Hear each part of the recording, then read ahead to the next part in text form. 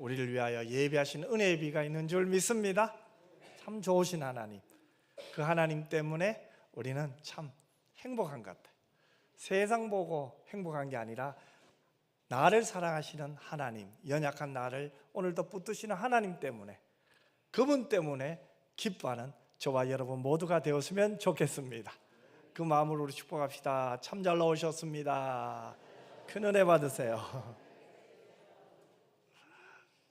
여러분 기도 많이 해주셔서 이번에도 라오스 잘 다녀왔습니다. 단기 선교 하나님께서 주신 은혜도 받았고 또 선교사님을 잘 섬기고 왔습니다. 무엇보다도 또 계속해서 기도해야 될 기도 제목을 하나님께서 주셔서 감사합니다. 모든 것이 하나님 은혜고 성도님들의 기도 덕분인 줄 믿습니다.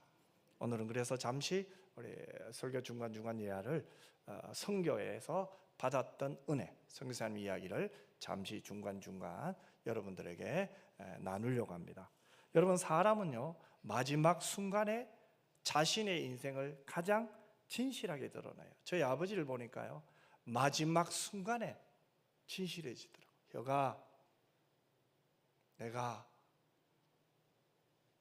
하나님 앞에 부끄럽다. 제 품에서, 아들의 품에서 아버지가 마지막으로 한 말은 혀가 나 부끄럽다는 거예요. 힘이 없어요. 말도 하실 수도 없어요. 그런데 느낌이 있잖아요. 마지막 혼신의 힘을 내면서, 다르게 말하면 하나님 앞에 진실하시더라고요. 평소에는 얼마든지 자신은 꾸밀 수 있잖아요. 그죠? 사람들의 기대에 맞춰 말도 할 수 있잖아요. 내 체면을 위해 내 감정도 숨길 수도 있어요. 하지만 마지막은 달라요. 죽음을 앞둔 사람은 더 이상 자신을 포장하지 않아요. 그래서 우리는 그 마지막, 인생의 마지막에 그 사람이 한 말을 우리는 기억을 하고 귀하게 여겨요. 오늘 본문이 바로 그런 장면입니다. 사도 바울이 제3차 선교여행을 마치고 예루살렘으로 향하는 길에 밀레도 섬에 머물러요. 그곳에서 그가 가장 오랫동안 목회했던 에베소 교회, 그 교인들을 다 만나고 싶지만 만날 수가 없잖아요. 그래서 장로들을 초청해요. 그리고 마지막 인사를 나누고 어찌 보면 마지막 유언을 하는 거예요. 고별 설교죠. 왜요? 이미 바울은 알고 있었어요. 자신이 예루살렘으로 가면 성령께서 결박과 환난이 그를 기다린다고 했잖아요. 그러면 그는 거기서 붙잡혀 죽을 거라는 것도 알고 있었어요. 그의 인생이 다시는 에베소 교회 성도들을 만날 수 없다는 것도 알 수가 있었어요. 그렇기 때문에 그가 오늘 본문에서 한 말은 너무나 소중하겠죠. 왜요? 그토록 사랑했던 교회들에게 마지막으로 당부하고 싶은 말, 그것이 바로 오늘 본문이에요. 그가 마지막으로 뭘 이야기했나요? 놀랍게도 바울은 자신의 손을 이야기해요. 여러분이 아는 바와 같이 이 손으로.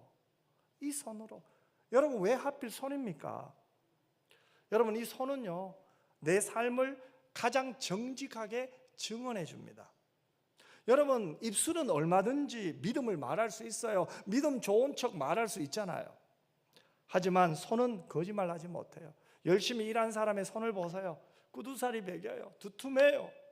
그래서 권사님들 중 가끔 이런 말에, 목사님 내 손이 남자 손 같아요. 아닙니다. 그 손은 성실한 손이고 열심히 살았던 삶의 훈장입니다. 여러분, 손은 거짓말을 못합니다. 우리의 손은 내가 무엇을 붙들고 살고 누구를 위해 수고했는지를 그대로 보여줘요. 미국의 신경외과 의사였던 폴 칼라니티가 있어요. 이분은 작가도 했어요. 그런데 이분이 36세 말기 폐암 진단을 받았어요. 그는 죽음을 앞두고 숨결이 바람될 때라는 책을 썼는데 그 책에 이런 고백이 있어요.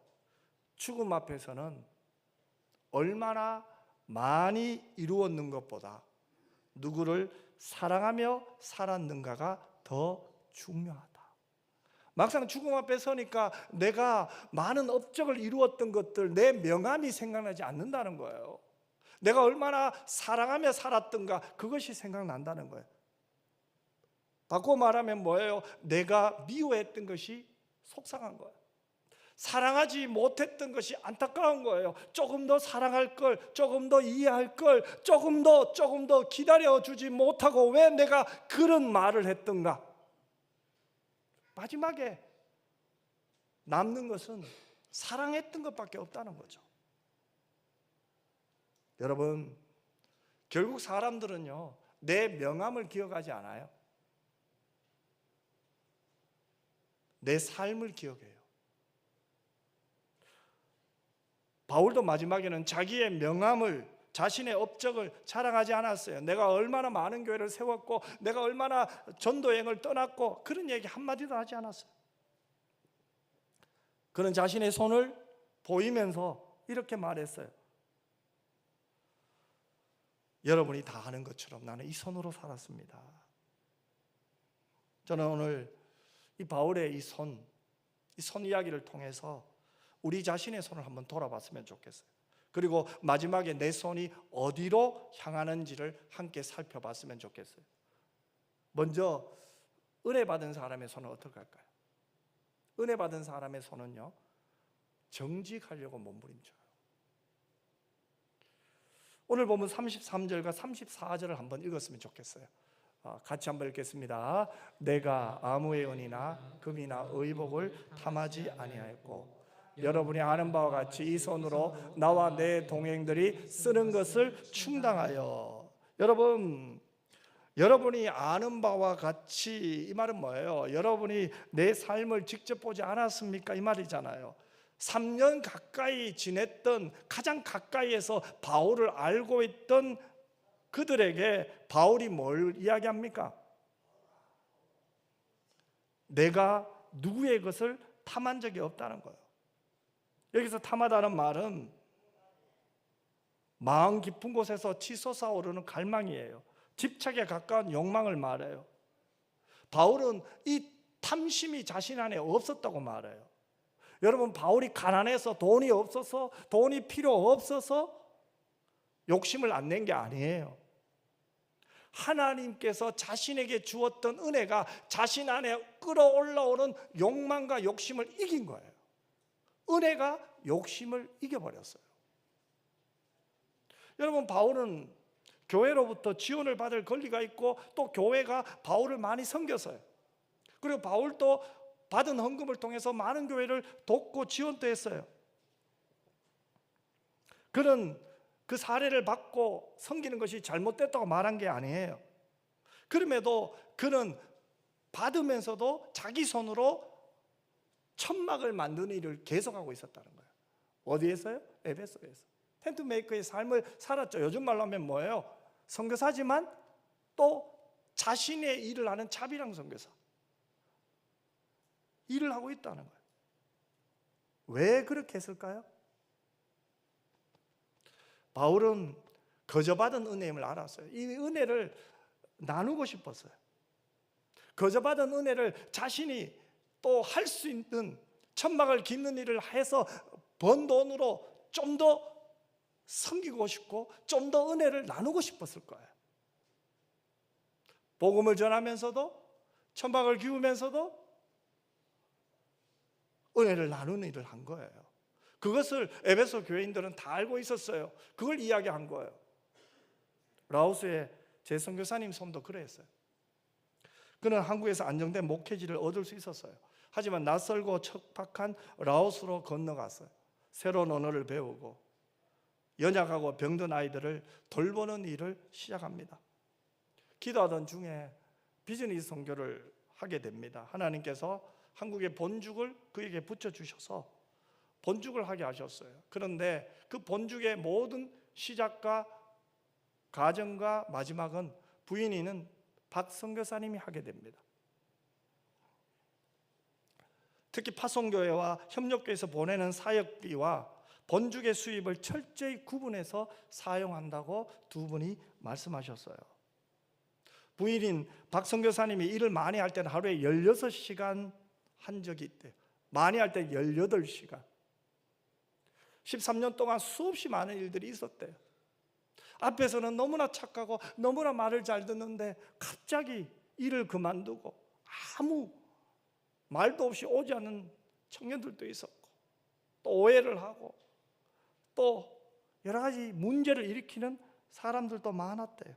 하지만 포기하지 않았대요. 하나님이 내 손으로 내가 좀 더 열심히 일해서 하나님이 주신 것을 가지고 이 청년들을 도울 수 있다면, 이 청년들 공부시킬 수 있다면, 이 청년들이 라오스 땅에서 하나님 나라를 위하여 헌신하는 믿음의 사람들이 될 수 있다면 그것이 자신의 선교의 열매라고 생각했대요. 그래서 지금은 라오스 학생들에게 매년 로고스 장학회를 통해서 500만 원을 장학금을 섬기고 있대요. 특히 선교사님과 함께 사역하는 이 청년들 10여 명이 조금 넘더라고요. 이들이 비엔티안에서 거주할 수 있는 기숙사를 제공하고, 또한 목요일 저녁이면 함께 모여서 예배를 드려요. 저희들이 도착했을 때가 저녁인데 도착하자마자 선교센터, 이름은 본죽인데 이분들은 헷세드라고 불러요. 하나님의 인자, 은혜가 있는 곳이죠. 거기 갔더니 이 청년들이 찬양하고 예배 드리는 거예요. 그래서 저희 첫 사역도, 우리 팀의 첫 사역이 함께 예배 드리고, 저도 갑자기 그분들에게 말씀을 전한 것이 첫 사역이었어요. 이 모든 일에 이들은 개인의 부와 명예를 축적하지 않으려고 무진장 노력한대. 때로는 오해를 받는데요. 사역 초기에는 사람들이 와서 이런 말을 하는데, 왜 본죽을 할까? 왜 선교사가 복음만 전하면 되지 왜 본죽을 할까? 이런 오해도 많이 받았대요. 근데 여러분, 라오스는 한국 사람이 절대로 복음을 전하면 안 됩니다. 복음을 전하는 즉시 추방입니다. 그래서 라오스 선교사는 이런 비즈니스 선교를 하면서 이들에게 돕고, 그리고 이들이 예수를 영접한 아이들을 제자 훈련시켜서 이들이 이 땅에 하나님 나라를 위하여 헌신하는 믿음의 사람으로 만드는 것이 선교의 목적입니다. 랑프랑에 갔습니다. 거기서 한 젊은 선교사를 만났어요. 39이래요. 일찍 와서 군정관 사역했대요. 여러분이 잘 아는 이만수 장로님이 라오스에서 야구를 가르치죠. 지금은 랑프랑에 가서 야구를 가르쳐 이 선교사님과 같이 하고 있더라고요. 랑프랑에서. 그런데 이분이 한국 식당을 하고 있어요. 그리고 2층에는 이 피아노 학원이 있어요. 부인 선교사님이 하셔요. 그런데 부인 선교사님이 한 4달간 한국에 치료받고 왔대요. 유방암으로. 그런데 그 선교사님이 그런 이야기를 해요. 저희들이 이것을 한 이유는 하려고 한 게 아닙니다. 랑프랑에 와서 기도하고 있는데 저희 아내가 대학에서 작곡을 전공했기 때문에 아이들에게 관계를 맺으려고 무료로 피아노를 가르쳐 주는데, 부모가 와서는, 한국 사람이 와서는 떡볶이 안 합니까? 한국 사람이 잡채 잘하는 거 아닙니까? 잡채 안 합니까? 묻더래요. 그래서 떡볶이 만들어서 대접하고 잡채 만들어서 대접하다 보니 한국의 문화, K 팝도 유명하지만 K 음식도 유명하잖아요. 그래서 자꾸 요청을 하더래요. 그리고 여행자들이 와서, 특별히 유럽 사람들이 와서 한국 음식을 자꾸 부탁을 하더래요. 그래서 대접하다 나중에 식당이 되고, 거기서 또 차를 달라고 해서 또 차로 섬기고, 그러다 보니 지금은 그렇게 식당을 하고 있는 거예요. 놀랍게도 부인 선교사님이 암으로 한국에 와서 두 분이 4개월 동안 치료를 받아야 될 거 아니에요. 그런데 그 치료받는 4개월 동안 그들과 함께 사랑의 가정을 이루고 복음의 열매인 함께 일하는 12명이 그 식당과 또 거기 있는 모든 것을 95% 운영을 잘하고 왔대요. 특별히 직원을 뽑는데도 이제는 선교사님이 전혀 관여를 안 한대요. 현지인들이 직원을 세우고 현지인들이 다 할 수 있도록 하는 거예요. 그래서 이분들이 그러는 거예요. 목사님, 저희들이 이 수익으로 12가정을 섬길 수 있습니다. 12가정을 교육시키고 섬길 수 있습니다. 여러분, 이것은 무엇입니까? 라오스에 있는 선교사님들은 자신의 두 손으로 일해서 하나님이 주신 물질을 가지고 라오스 땅에 다음 세대를 세우려고 하고, 자신들이 한국으로 돌아왔을 때 이들이 그것을 계속 이어서 선교하기를 원하고 있습니다. 그래서 39살의 선교사님은 95% 이양 준비가 다 되었대요. 그리고 이분은 또 다른 곳, 다른 지역으로 가면 되지 않습니까? 그리고 우리 제 선교사님도, 박 선교사님이 벌써 이 본죽을 이어서 할 현지인 11살 때부터 지금 한 22, 23살 됐을 거예요. 10몇 년을 공부 같이 하고 기숙사에서 재우고 목사님 딸 그분을 물려주려고 지금 준비하고 있대요. 여러분, 은혜를 경험한 사람은요, 손의 방향이 달라져요. 이전에는 움켜쥐던 손, 뭐 내가 공부 열심히 하면 네 잘 살지, 아닙니다. 여러분, 공부 열심히 해서 남 도와줄 수 있습니다. 아멘. 일 열심히 하면 남 도와줄 수 있습니다. 이제는 일하는 손이 섬김의 손이 되고 나누는 손이 될 줄 믿습니다. 사도 바울은 지금 그 이야기를 하고 있는 거예요. 여러분, 십자가는요, 우리의 입술보다 우리 손을 변화시켜요. 예수님께서 두 손 벌려 십자가에 못 박힌 그 손으로 우리를 품어주셨잖아요. 그렇다면 우리가 정직하게 일하고 최선을 다해 하나님 앞에 일하는 모든 손은 노력의 결과가 아니에요. 은혜의 열매예요. 은혜를 받았기 때문에 결국은 섬길 수 있고 나눌 수 있고 사랑할 수 있는 거예요.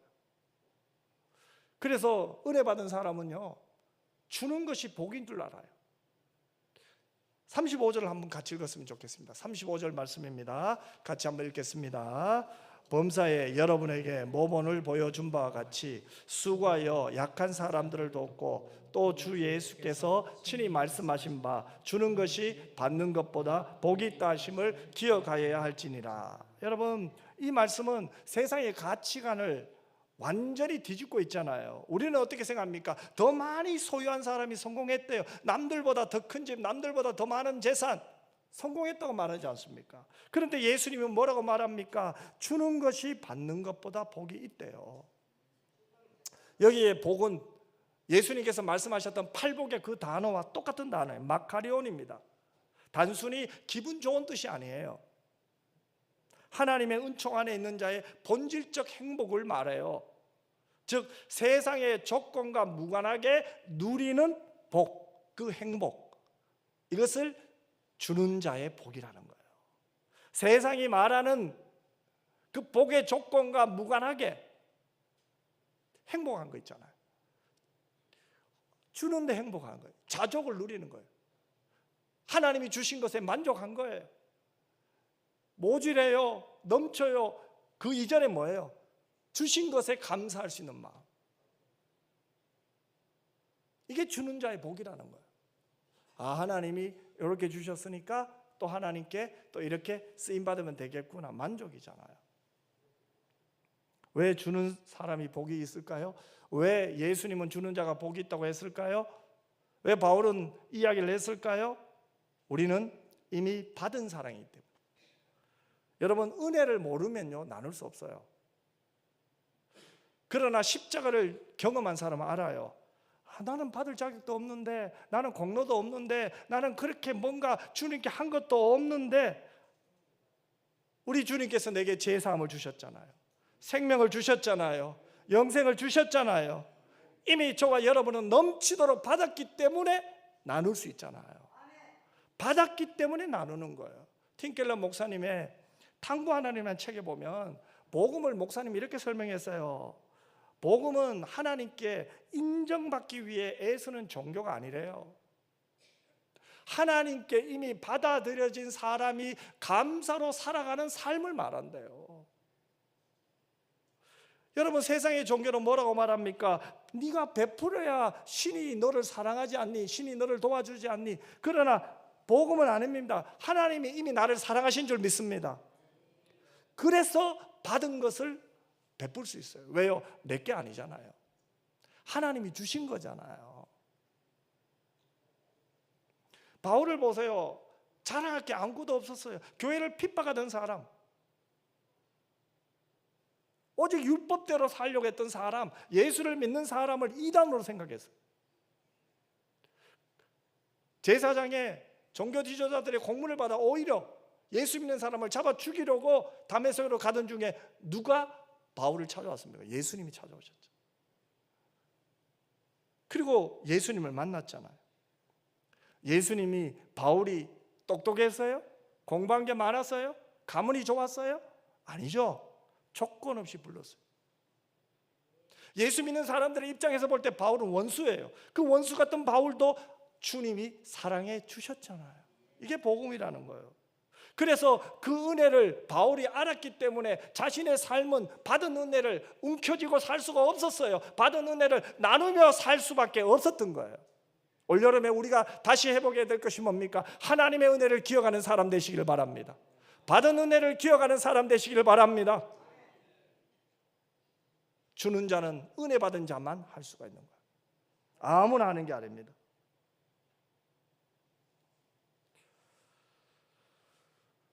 사랑하는 성도 여러분, 진정한 복은요, 하나님을 만난 자만이 할 수가 있습니다. 진정한 복은요, 은혜를 받은 자만이 누릴 수가 있어요. 혹시 저도 이 말씀 앞에서 조금 멈칫했어요. 나는 너무 받기만을 좋아하지 않는가? 평소에 뭐 주면서 산다고 말도 하고 기도도 했지만 혹시 내 마음 밑바닥에는 혹시 받는 것을 더 기대하고 있지는 않은가? 제가 받는 것을 기대를 하면 할수록 하나님이 내게 주신 은혜를 잊어먹더라고요. 기대하면 기대할수록 실망이 자꾸 들더라고요. 사랑하는 성도 여러분, 예수님이 십자가에서 우리에게 모든 것을 주신 줄 믿습니다. 예수님은 하나님 말씀에 순종하고 십자가에서 못을 박히셨어요. 그 못 박힌 손으로 우리를 품어주시고 안아주신 줄 믿습니다. 우리는 그 은혜를 받았기 때문에 이제 우리의 가정에서 우리는 달라져야 됩니다. 내가 먼저 사랑을 베푸십시오. 자식들이 효도하기를 기다리지 말고 내가 먼저 자식들을 축복하는 은혜가 있기를 바랍니다. 부모가 내게 뭔가 해주기를 기다리기 전에 내가 먼저 부모를 위하여 기도해 주기를 원합니다. 교회에서는 누가 시켜서가 아니라 은혜에 감사하여 자원해서 섬기는 성도들이 많아졌으면 좋겠습니다. 의무적으로 하는 것도 중요합니다. 하지만 더 중요한 것은 받은 은혜에 감사하여 자원하는 은혜가 저와 여러분에게 있기를 바랍니다. 그때 우리는 예수님의 말씀이 참이라는 것을 경험하게 됩니다. 따라합시다. 주는 것이 받는 것보다 복이 있도다. 이제 마지막으로 하나만 더 이야기하려고 합니다. 은혜 받은 사람은 결국은요, 무릎을 꿇어요. 36절부터 38절까지의 말씀을 같이 한번 읽었으면 좋겠습니다. 같이 한번 읽겠습니다. 이 말을 한 후 무릎을 꿇고 그 모든 사람들과 함께 기도하니 다 크게 울며 바울의 목을 안고 입을 맞추고 다시 그 얼굴을 보지 못하리라 한 말로 말미암아 더 근심하고 배에까지. 아멘. 여러분 보세요. 바울이 마지막 권면을 마친 뒤 뭐합니까? 곧바로 무릎을 꿇어요. 이 말은 뭡니까? 바울이 말씀을 전했잖아요. 그 말씀을 전하고 난 후에 말씀을 전한 후에 뭐가 시작돼요? 기도가 시작되는 거예요.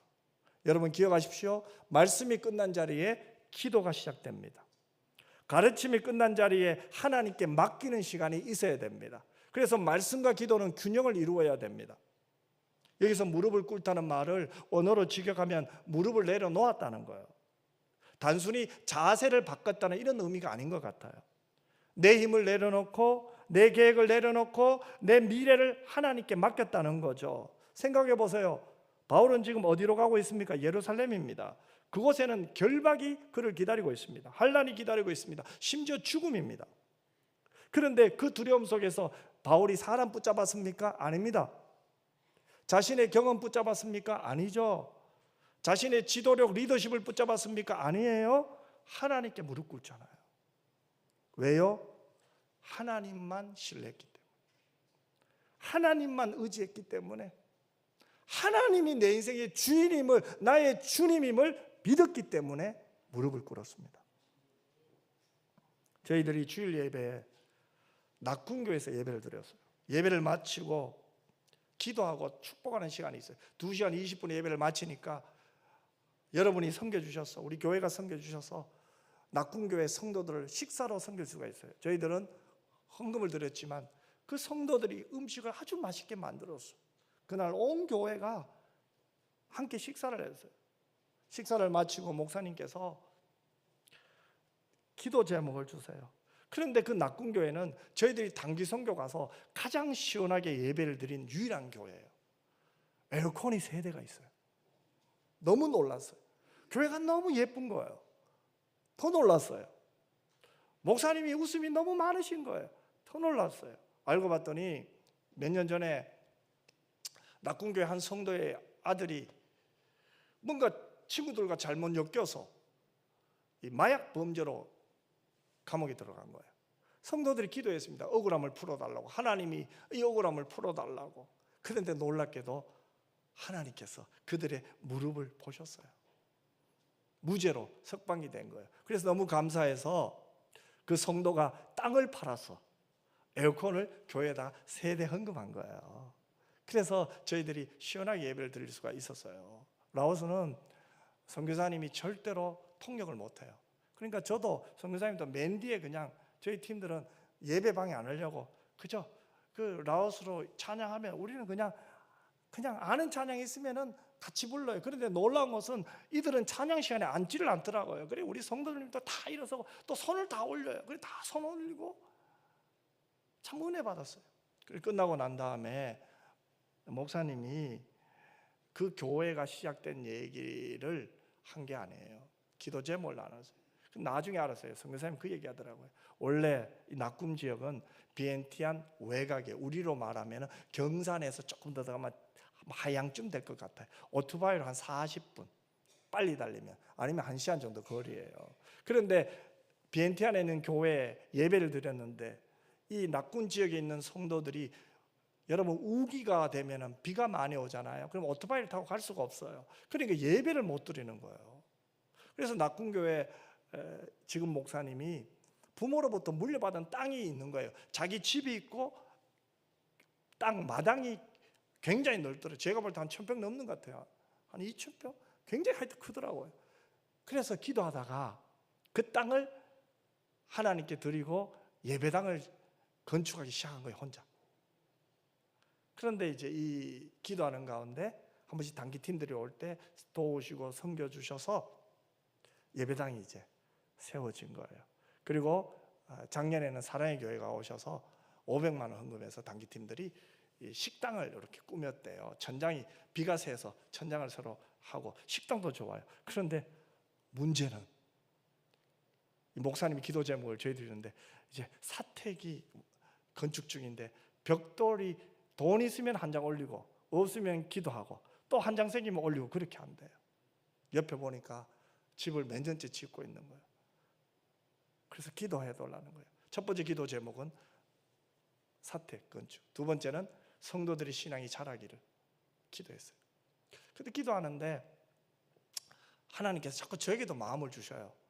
그러니까 자꾸 이러면 안 되는데 자꾸 마음을 주세요. 그래서 한번 순종해 보겠습니다 하고 왔어요. 그리고 저희들이 이제 나눔을 하잖아요. 나눔을 하는데 아무래도 좀 마음이 그래서 한번 섬겼으면 좋겠습니다. 우리 8명이니까 했더니 전부 다 하겠습니다 막 이러는 거예요. 한국 돌아가서 헌금 한번 해보겠습니다 이러는 거예요. 그래서 예 하고 이제 선교사님에게 그렇게 얘기를 했죠. 그랬더니 그 저녁에 부인 선교사님이 우시는 거예요. 식사하고 간증을 하다가 주일 아침에 기도했대요. 하나님, 이 낙군교회 사택의 은평교회 성도님들이 감동받아가 조금이라도 헌신해 주시게 기도한 거예요. 왜요? 우리가 하고 가면요, 그 다음 단기팀이 왔을 때 할 말이 있어요. 이것은 지난번에 온 은평교회 팀이 올려준 벽돌입니다. 그러면 그 팀들이 또 은혜 받으면 섬길 수 있잖아요. 그럼 얼마 드냐고 물었어요. 그래, 뭐 얼마 든다. 아, 그러면은 계속 이렇게 선교팀이 와서 섬기면 되겠구나. 한꺼번에 하자는 말이 아니잖아요, 그죠? 그래서 목사님 어떻게 지내시나 이랬더니 뭐 강당에도 주무시고, 뭐 텐트 치고도 주무시고 그렇게 한대요. 그런데 그 아들과 딸이 있어요. 선교사님이 아예 그 일찍 십몇 년 전부터 이 아들과 딸을 키운 거예요. 지금 대학생이에요, 둘 다. 참 믿음 좋아. 그래서 주일날, 토요일날 내려가서 부모와 함께 교회에서 자고 섬기고 주일 저녁에 올라온다는 거예요. 그리고 기숙사간다는 거예요. 그런데 놀라운 일이 일어났습니다. 저희들은 그냥 한국 와서 저희들이 모아서 드리면 되지 않을까 했는데 교회 헌금해서 교회 이름으로 해야 되니 하려고 마음 먹었어요. 그런데 결산을 하는데 헌금이 되더라고요.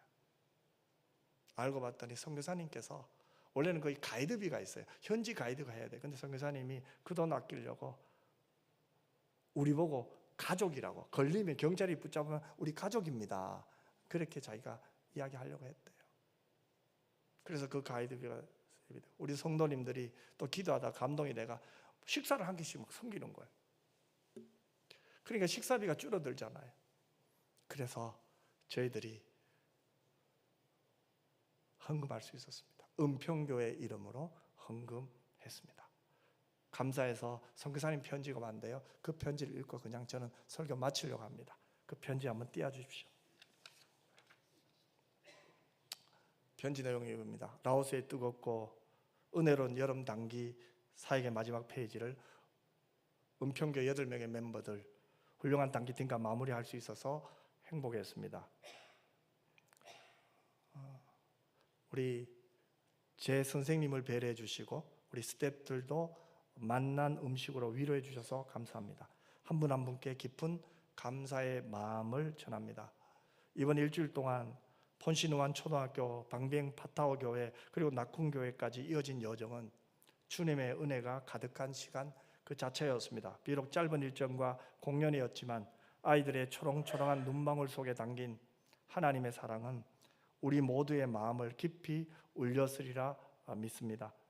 온 마음을 다해 아이들을 섬겨주신 팀원들의 헌신 덕분에 지경이 넓어지고 영혼들이 위로를 받는 귀한 열매가 되었습니다.